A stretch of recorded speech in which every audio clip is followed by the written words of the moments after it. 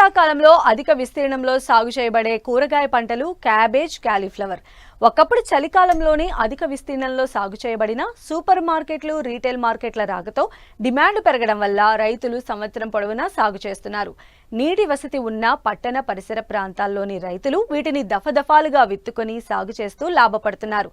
మరి క్యాబేజీ సాగులో అధిక దిగుబడులు పొందాలంటే ఆది నుంచి చేపట్టాల్సిన యాజమాన్య మెళకువలేంటో ఇప్పుడు తెలుసుకుందాం.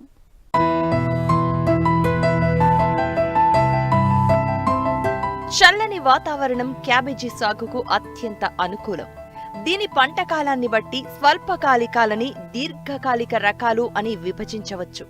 సాధారణంగా స్వల్పకాలిక రకాలను ఆగస్టు నుంచి సెప్టెంబర్ చివరి వరకు, దీర్ఘకాలిక రకాలైతే అక్టోబర్ మొదటి పక్షం నుంచి నవంబర్ చివరి వరకు నాటుకోవచ్చు. ఇప్పటికే కొందరు రైతులు స్వల్పకాలిక రకాలను నార్లు పోసుకుని నాట్లు వేస్తూ ఉండగా, మరికొందరు దీర్ఘకాలిక రకాలను నారుమళ్లు పోసేందుకు సమాయత్తమవుతున్నారు. క్యాబేజీ సాగుకు సారవంతమైన ఒండ్రు నేలలు అనుకూలం. ఉదజని సూచిక 5.5 నుంచి 6.5 వరకు ఉండాలి. క్యాబేజీలో రకాలను చూసినట్లయితే వ్యవసాయ విశ్వవిద్యాలయం విడుదల చేసిన రకాలతో పాటుగా పలు ప్రైవేట్ సంస్థల హైబ్రిడ్లు కూడా అందుబాటులో ఉన్నాయి. వీటిలో golden acre, early drum head, pride of India, late drum head, పూస డ్రమ్ హెడ్ అనే రకాలు ప్రాచుర్యం పొందాయి. అధిక దిగుబడినిచ్చే వివిధ ప్రైవేట్ హైబ్రిడ్ రకాలను కూడా రైతులు సాగుకు ఎంచుకోవచ్చు. ఇప్పుడు నారుమడి పోసే రైతాంగం దీర్ఘకాలిక రకాలను ఎంచుకోవాలి.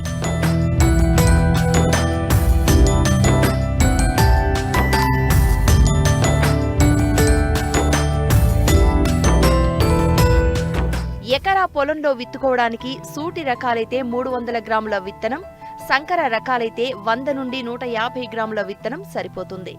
ఎంచుకున్న విత్తనానికి తప్పనిసరిగా విత్తన శుద్ధి చేయాలి. ఇందుకోసం ముందుగా కిలో విత్తనానికి 5 మిల్లీలీటర్ల ఇమిడాక్లోప్రిడ్తో శుద్ధి చేసిన తర్వాత తెగుళ్ల నివారణకు 3 గ్రాముల కార్బెండిజం కలిపి విత్తన శుద్ధి చేయాలి. నారు పోసే ప్రదేశం ఎత్తైన ప్రాంతంగా ఉండి మురుగునీటి సౌకర్యం కలిగి ఉండాలి. దీనివల్ల నారుకుళ్ళు తెగులును కొంతవరకు అరికట్టవచ్చు.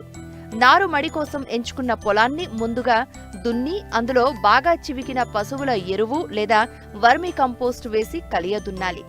ఒక్కో నారుమడి 4 మీటర్ల పొడవు, 1 మీటరు వెడల్పు, 10 నుంచి 15 సెంటీమీటర్ల ఎత్తు ఉండే విధంగా తయారు చేసుకోవాలి. వీటిపై సెంటీమీటర్ లోతు మించకుండా సన్నని గీతలు చేసుకుని అందులో విత్తనం వేసి మళ్లీ మట్టిని కప్పాలి.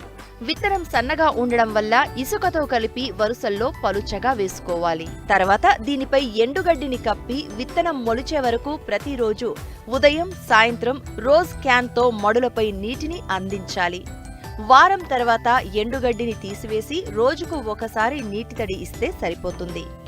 విత్తిన 15 రోజులకు లీటరు నీటికి 3 గ్రాముల కాపరాక్సి క్లోరైడ్ లేదా 4 గ్రాముల ట్రైకోడెర్మా విరిడి కలిపి నారుమళ్లను బాగా తడిపినట్లయితే నారుకుళ్ళు తెగులు నుంచి కాపాడుకోవచ్చు.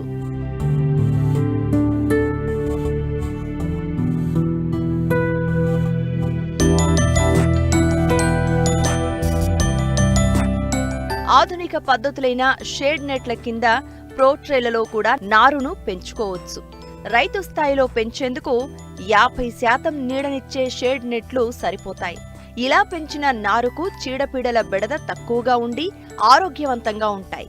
మొలక శాతం కూడా అధికంగా ఉండి రైతుకు విత్తనంపై పెట్టే ఖర్చు కూడా ఆదా అవుతుంది. ఈ విధంగా పెంచిన నారు 30 రోజుల వయసులో నాటుకోవడానికి సిద్ధంగా ఉంటుంది. నారును తీసే ముందు పలుచగా ఒక నీటి తడి ఇచ్చి తరువాత నారును తీసినట్లయితే వేర్లు తెగిపోకుండా ఉండి ప్రధాన పొలంలో తొందరగా నాటుకుంటాయి.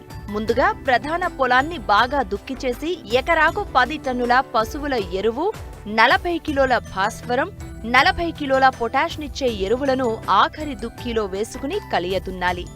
వరుసల మధ్య 45 నుంచి 60 సెంటీమీటర్లు, మొక్కల మధ్య దూరం 45 సెంటీమీటర్లు ఉండే విధంగా నారు నాటుకోవాలి.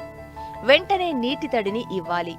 ఎకరాకు 32 కిలోల నత్రజనిని ఇచ్చే ఎరువును 3 సమభాగాలుగా చేసుకుని విత్తిన 20 నుంచి 25 రోజులకు మొదటి దఫా, 50 నుంచి 55 రోజులకు రెండవ దఫా, 70 రోజుల వయసులో మూడవ దఫా ఎరువును అందించి వెంటనే నీటి తడిని ఇవ్వాలి.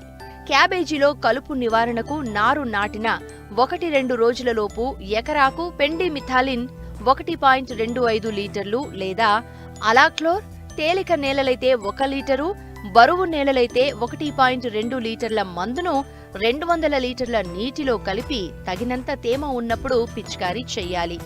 కలుపు అధికంగా ఉన్నప్పుడు నాటిన 25 నుండి 30 రోజుల మధ్య ఒకసారి అంతర కృషి చేసి కలుపును అరికట్టవచ్చు. నీటి యాజమాన్యంలో నేలలను బట్టి తేలిక నేలలైతే వారానికి ఒకసారి, బరువు నేలలైతే 10 రోజులకు ఒక తడి ఇస్తే సరిపోతుంది. క్యాబేజీకి ప్రధాన శత్రువు డైమండ్ బ్యాక్ మాత్. ఇవి పాలిపోయిన తెలుపు రంగులో ఉండి ఆకుల అడుగు భాగాన చేరి ఆకులను తిని నాశనం చేస్తాయి. వీటి ఉధృతి ఎక్కువగా ఉంటే ఆకులు జల్లెడాకులుగా మారి గడ్డ పరిమాణం పెరగక రైతుకు తీవ్ర నష్టం చేస్తుంది. దీని నివారణకు ప్రధాన పొలంలో నారును నాటే సమయంలోనే ప్రతి 25 వరుసలకు 2 వరుసల్లో ఆవ మొక్కలను ఎర్రపంటగా వేసుకోవాలి. తల్లి పురుగులు వీటికి ఆకర్షింపబడి మొదట వీటిపై గ్రుడ్లు పెడతాయి. రైతులు దీనిని గమనించి గ్రుడ్లను నాశనం చేసినట్లయితే మొదటి దశలోనే పురుగును కొంతవరకు అరికట్టిన వాళ్లం అవుతాం. పురుగు ఉధృతిని బట్టి ఎసిఫేట్ 1.5 గ్రాములు లేదా స్పైనోసాడ్ అయితే 0.3 మిల్లీలీటర్లు లీటరు నీటికి కలిపి పిచికారీ చేసి పురుగును నివారించవచ్చు. ఈ విధంగా సాగు చేసిన పైరుగడ్డలు తగిన పరిమాణం వచ్చిన తర్వాత కోసి మార్కెట్ చేసుకున్నట్లయితే రైతులు ఆశించిన ఆదాయం పొందగలుగుతారు.